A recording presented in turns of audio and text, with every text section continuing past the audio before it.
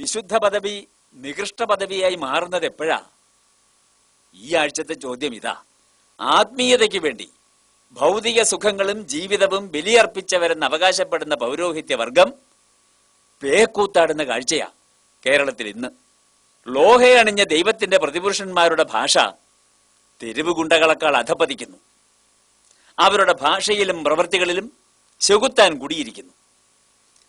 രാഷ്ട്രീയം ഭൗതികതയ്ക്കും പൗരോഹിത്യം ആത്മീയതയ്ക്കും വേണ്ടിയാണ്. നമ്മുടെ നാട്ടിലെ കത്തോലിക്ക സഭയ്ക്ക് ആത്മീയ താല്പര്യങ്ങൾ എന്നേ നഷ്ടപ്പെട്ടു കഴിഞ്ഞിരിക്കുന്നു. സ്വത്തുക്കളും സമ്പത്തും കൈപ്പിടിയിൽ ഒതുക്കി രാഷ്ട്രീയം കളിക്കാൻ ഇറങ്ങുന്നവർ പാപത്തിന്റെയും നരകത്തിന്റെയും പേരിൽ വിശ്വാസികളെ പേടിപ്പിച്ചു നിർത്തുക. എന്റെ പിതാവിന്റെ ആലയം കച്ചവടത്തിനുള്ളതല്ലെന്ന് പറഞ്ഞ് ചാട്ടവാർ ആഞ്ഞു വീശിയ യേശുക്രിസ്തു എന്ന മഹാൻ ഇന്ന് കേരളത്തിലെത്തിയാൽ ആദ്യം ചാട്ടവാർ ചൊടിച്ചുന്നത് വിശ്വാസത്തിന്റെ മൊത്തക്കച്ചവടക്കാരായി മാറിയിരിക്കുന്ന ഈ മെത്രാന്മാർക്ക് നേരെയാകും. അതുമല്ലെങ്കിൽ യഥാർത്ഥ ക്രൈസ്തവ വിശ്വാസികൾ ചാട്ടവാറുമായി അരമനകൾക്കുള്ളിലെത്തട്ടെ എന്ന് സാക്ഷി. ഓക്സിബോഷ് സാക്ഷി. മത്തായി ചാക്കോയുടെ മരിച്ചുപോയ വ്യക്തിത്വത്തെ അധിക്ഷേപിച്ചുകൊണ്ട് സെപ്റ്റംബർ മാസം 8-ാം തീയതി താമരശ്ശേരി മെത്രാൻ നടത്തിയ പ്രസംഗം ഇങ്ങനെ: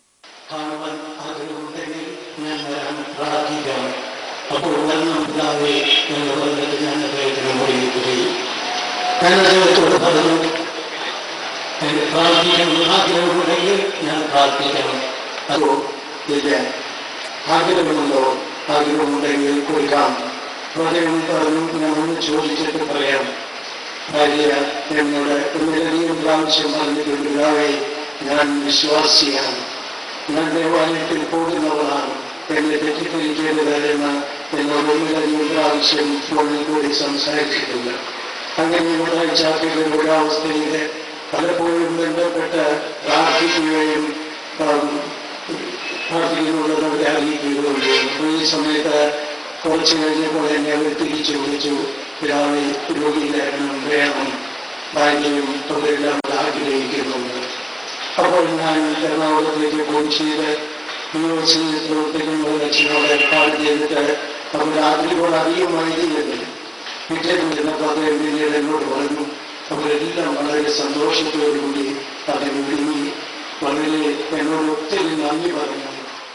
ആ മത്തായി ചാക്കോയെ ഇവിടെ കൊണ്ടടക്കാമെന്നവർ വ്യാമോഹിച്ചപ്പോൾ ഇവിടുത്തെ ക്രൈസ്തവരെ മുഴുവൻ അവഹേളിക്കാമെന്നല്ലേ അവർ പദ്ധതിയിട്ടത്.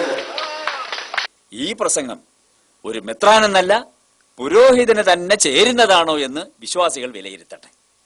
മരണം കാത്തു കഴിയുന്ന ഒരു മനുഷ്യനെ സന്ദർശിക്കുകയും പ്രാർത്ഥിക്കുകയും ആശ്വസിപ്പിക്കുകയും ചെയ്യുന്നത് പൗരോഹിത്യത്തിന്റെ കടമ.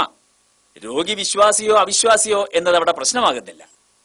എന്നാൽ ഈ സന്ദർശനവും പ്രാർത്ഥനയും തെരുവിൽ വിളിച്ചു പറയുന്നത് മരിച്ചുപോയ ഒരാൾ പറഞ്ഞതോ പറയാത്തതോ ആയ കാര്യങ്ങൾ ആരോപണങ്ങളാക്കുന്നത് ഇത് മെത്രാന്റെ ഭാഷയല്ല, നികൃഷ്ടമായ ഭാഷ തന്നെയാണ്.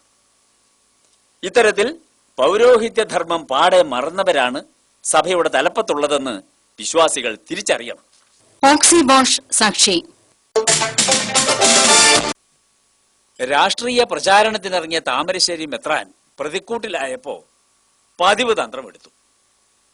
വിശ്വാസികളെ രംഗത്തിറക്കി സ്കൂളുകൾ പൂട്ടിയിട്ടു.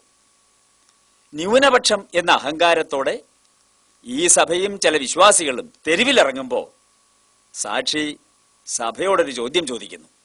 ദൈവിക വൃത്തിക്കായി പാവപ്പെട്ട ഒരു കുടുംബത്തിൽ നിന്ന് സഭയുടെ വിശുദ്ധ വസ്ത്രം സ്വീകരിച്ച ഒരു പെൺകുട്ടി കൊല്ലപ്പെട്ടിട്ട് കൊല്ലം 15 കഴിഞ്ഞു. ഇത്രയും കൊല്ലത്തിനിടയിൽ സിസ്റ്റർ അഭയയുടെ ഘാതകനെ കണ്ടെത്തണമെന്ന് ആവശ്യപ്പെട്ട് തെരുവിലിറങ്ങാൻ സഭാ നേതൃത്വം എന്തേ വിശ്വാസികളോട് ആവശ്യപ്പെടുന്നില്ല? സിസ്റ്റർ അഭയയുടെ കൊലപാതകത്തിന്റെ പേരിൽ സഭയുടെ ഒരു കച്ചവട സ്ഥാപനം പോലും ഒരു ദിവസത്തേക്ക് അടച്ചിട്ട് പ്രതിഷേധിക്കാത്തത് എന്തേ? ചെറ്റക്കുടിലിൽ നിന്ന് സഭയുടെ അന്തഃപുരത്തിൽ എത്തിപ്പെട്ട് ക്രൂരമായി കൊല ചെയ്യപ്പെട്ട അഭയയോട് നീതി പുലർത്താത്ത ഈ ദൈവത്തിന്റെ മക്കൾ സത്യത്തെ കൊല ചെയ്യുന്ന ഒരു മെത്രാന് വേണ്ടി തെരുവിലിറങ്ങിയത് കണ്ടപ്പോ സാക്ഷി വിളിച്ചു പോകുന്നു, ഓ ജീസസ്. ഓക്സിബോഷ് സാക്ഷി. സഭാവിശ്വാസത്തിന്റെ അടിസ്ഥാനമായി 10 പ്രമാണങ്ങളുണ്ട്. ഈ പ്രമാണങ്ങളാണ് വിശ്വാസികളെ ദൈവത്തോട് ചേർത്ത് നിർത്തുന്നത്. രണ്ടാം പ്രമാണം ഇങ്ങനെ: